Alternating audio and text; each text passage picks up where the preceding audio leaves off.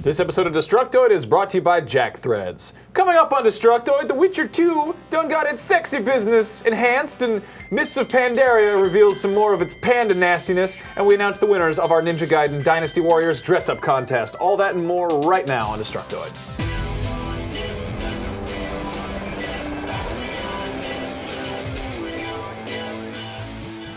Welcome to Destructoid. I'm Tara Long. And I'm Max Scoville. Happy Monday, Max. God, it's so Monday. I know. I think everyone's feeling the effects. I feel like there's extra gravity today. Yeah. And also, it might have been because there was St. Patrick's Day this weekend, but maybe not. I forgot about that.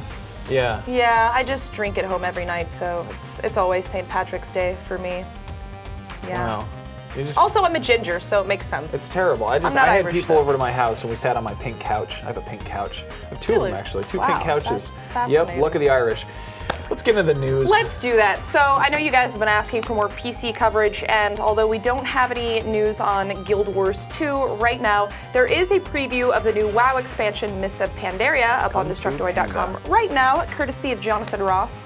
He got to interview Greg Street, the lead systems designer who broke down some of the stuff that they're adding for this expansion, including a new 90 level cap, a refocus on more endgame content, and a planned cycle of heavily story-focused patches, because I guess you guys like lore or something. Lore! Now, in an attempt to even the playing field for people who have basically learned how to cheat the system, they're introducing this new dungeon challenge mode, which automatically scales every player's equipment to the same level. And they are also adding a complete overhaul of the talent system in order to encourage a wider variation in your character. So they're also replacing the group quest system with something called scenarios, which are basically short instances designed for 3 players. But they use the Dungeon Finder queue system, which is a superior method of finding people to pair up with.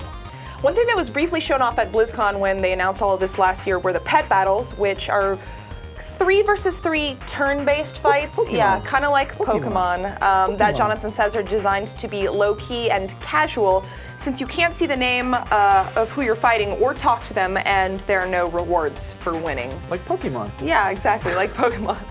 Of course, the big obvious addition to Mists of Pandaria is the Pandaren race, which Blizzard just revealed is going to have both a male and female version. Unlike actual pandas. Yes, look how asexual. sexy she is. As well as the entire Pandarian content, which is going to include 7 zones, as well as 9 new dungeons, 3 new raids, and multiple endgame faction quest lines. If you want to know more, be sure to check out Jonathan Ross's preview up on Destructoid.com, and the Totally Rad show, which is a Totally Rad Revision 3 show. They also got some hands-on time with it as well, so you can check out their video at youtube.com/TotallyRadShow. I like those guys. I support Kung Fu Panda. Yeah? Yes. That was the comparison that pretty much everybody made when they saw It's one of those jokes that doesn't stop being funny the more you say it. Neither does it stop being true. Kung Fu Panda. I think it's funny. Okay, so shifting gears, between Assassin's Creed 3 and BioShock Infinite, it's looking like Colonial American is this hot new look for this year. But that does not mean that steampunk is old hat, except for the parts that involve old hats. Today we've got some great new screens from Dishonored, which is the upcoming first-person stealth action title from Arkane Studios that's being published by Bethesda. There are some very cool people working on this game, including Harvey Smith, who's worked on Deus Ex, and Victor Antonov, whose claim to fame is designing City 17 in Half-Life 2. Now, one of my favorite things to do in video games is just to get lost in an interesting world, like to just go exploring, and this is a sensation that's often backburnered in favor of, in-your-face action or story narrative. And if these screens are any indication of how the rest of Dishonored is going to look, I'm really going to have fun just poking around in this game. The beginning of Half-Life 2 is one of my favorite video game sequences, period, hands down, ever. And if the guy who designed any part of that is working on a game involving ornate brass fittings and foppish dandies with silk hankies and telekinesis, consider me impressed. If nothing else, we at least get to fight some new creepy robot things that walk around on stork legs. Dishonored is slated for a release on PS3, 360, and PC sometime this summer, but we have no official date yet. Why are stork legs so creepy? They're so weird. Creatures with tiny legs Big are just robot weird. flamingos. They give me the heebie-jeebies. Yes. Anyway, so one game that I was really hoping to be able to review this week was Kid Icarus Uprising, which comes out this Friday for the 3DS. I actually checked this out a few months ago, and I really liked what I saw, and we talked about it in an episode back in January, I think. Unfortunately, we have not received a review copy from Nintendo yet, so I do not know if our review is going to happen this week. But Jim Sterling did get his review copy, and he put up his review on Destructoid.com this morning. Now, one thing I expressed concern about when I first saw this game was the control scheme, which is kind of unorthodox in the sense that it uses the stylus to aim. And because of that, it's very difficult to keep the 3D on without having to use this plastic stand that comes packaged with every copy of the game. Because when you use the stylus to move, inevitably, it moves the 3DS and then it screws the 3D up. So it's strange, admittedly. I actually got used to it after an hour or two when I played it, but unfortunately the same could not be said for Jim, who basically slammed Project Sora, the developers, for forcing such an odd control scheme on a game that's clearly not meant for a handheld device. Now, the game is actually divided up evenly into both air and ground levels, the former of which Jim praised for its gorgeous visuals and streamlined combat. The ground levels, on the other hand, are where the shoddy controls, he says, are the most obvious and are just occasionally broken up by vehicular sections, which again feature a rather frustrating control scheme. He did have some good things to say, despite these complaints, however. It's got a full single-player campaign, it's got a multiplayer mode, extra content, it's got an intensity adjustment system, which I talked about in my preview, which is actually really cool. The game basically packs a ton of content, and based on what I've read in his review and some others, the story and writing are both also pretty amusing. Overall, he gave the game a 5 out of 10, emphasizing that its biggest detractor is its insistence on using such a convoluted control scheme, which is disappointing, to say the least. Hopefully I'm going to be getting my copy sometime this week, and then I'll be able to, judge myself. But is this a game that you guys are interested in? Do you even want to see a review, or would that just be a complete waste of my time? You're just trying to make it so you don't have to do anything. Let us know in the comments, because if I can avoid doing a review, you guys want us to keep doing the show? Because I'm tired. It's a rather long game, from what I hear. What if we did a review of naps? We could do a review of naps. We're getting our review copy of blankets later. We'll be doing some blanket reviews. Okay, anyway, one thing we haven't talked about much is The Witcher 2, and if you're wondering why, that reason might have something to do with the fact that it came out exclusively on PC on November 11th last year. Let's see, 11/11/11. Why does that sound familiar?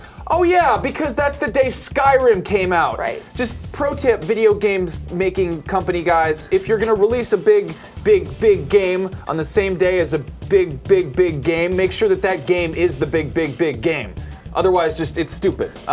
Anyway, it's been 6 months since, and we're on the verge of seeing the release of Witcher 2 Enhanced Edition for Xbox 360. The folks behind the game have just released a new trailer for it, and it's really driving home how enhanced the edition is. The trailer takes us through a montage of some of the major set pieces from the original, while promising that it's the most mature and complex game on consoles, and that there's no quality compromise, as well as new characters, new cutscenes, new locations, new UI and controls, and more. We also get a brief glance at a sex scene, which is pretty much my main reason for wanting to play this game, because I'm nasty. Anyway, the game is out April 17th on Xbox 360, and that's the middle of a month that's actually pretty slow for releases, so Witcher 2 looks to be a major standout, and at the very least, it really does seem like the guys at CD Projekt Red have actually made an effort to treat this as more than just a console port. They've jammed in a lot of new stuff. I like that they said it's an extended cinematic intro, and then they're like, extended outro, and I'm like, that's an ending. That's like a longer, you could say alternate ending. That's a better for SEO or for selling points. Might not be alternate. Extended outro. Alternate ending, they could, alternate is such a nebulous word. But anyway, you guys, I'm sure some of you played the PC version. What do you think? Is it worth picking up for us console babies, the baby children? I don't know, I'm curious. That comes out on my mom's birthday. Really? Yep. I'll have to send her a copy of that. I know she'd love it. I will be playing some medieval sex scenes on your mom's birthday to celebrate. Yeah. One of the many things. Why don't you take a second to thank our sponsor, and then we can announce those contest winners. Okay, let's do that. On several occasions, I have been called one of the sharpest dressed individuals working in games journalism today. Someone said that once, okay? And people frequently ask me where I get my fabulous clothes. The answer, my dear friends, is jackthreads.com. Jackthreads is an invite-only shopping club for distinguished gentlemen where you can get premium clothing brands like Crooks & Castles, Ruka, and Stussy for up to 80% off retail price. They also have a great selection of shoes, watches, wallets, and even some neat Kid Robot vinyl toys. Again, these are on sale all day, every day, and there's always new stuff being added. Usually there is a wait list to join, but if you head to jackthreads.com/destruct, you can get instant access today. It is totally free to sign up, and it is a great way to support the show. Again, that's jackthreads.com/destruct. Go buy some damn shirts. Yeah. Yeah. Clean your damn clothes. Yeah. Or just throw Stop them away dressing and like get a new slob. ones. Anyway, Our regular viewers are no doubt aware that we were having the best contest we've ever had. The contest was for Dynasty Warriors Ninja Gaiden Fashion Show Dress-Up Game Contest. That is the title that we had for it. We asked you guys to send us photos of yourselves dressed up as either a ninja or a crazy Mongolian warlord, aka a nasty warrior.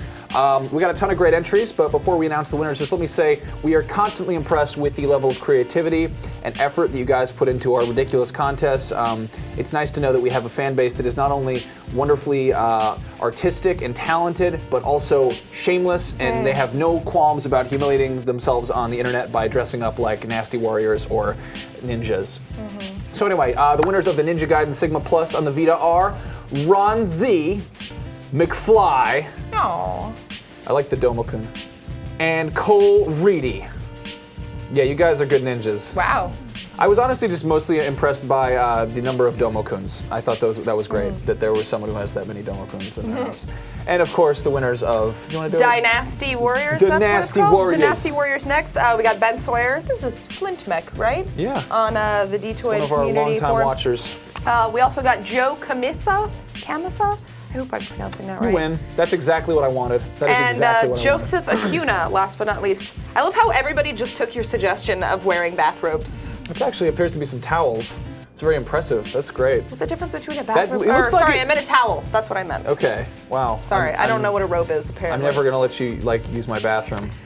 I'll be like, why would I use your robe to begin with? I don't know. I feel like you'd mistake like the toilet in the wastebasket or something. I don't know what the bathroom's for. I'm telling. Whatever.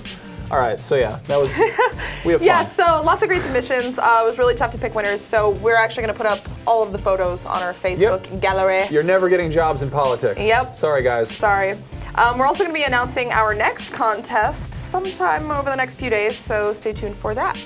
Yeah, that's it. I don't actually know what the contest is yet. No one tells me anything. I don't either, but I know it's going to be good. I hope it's good. It's going to be good. Our contests are the best. I'm going to be doing a Ninja Gaiden 3 review like right now, so just stay tuned to our channel. It'll be up either already or shortly, and we will make it so you can go watch that. I also did a gameplay segment for Dragon's Dogma.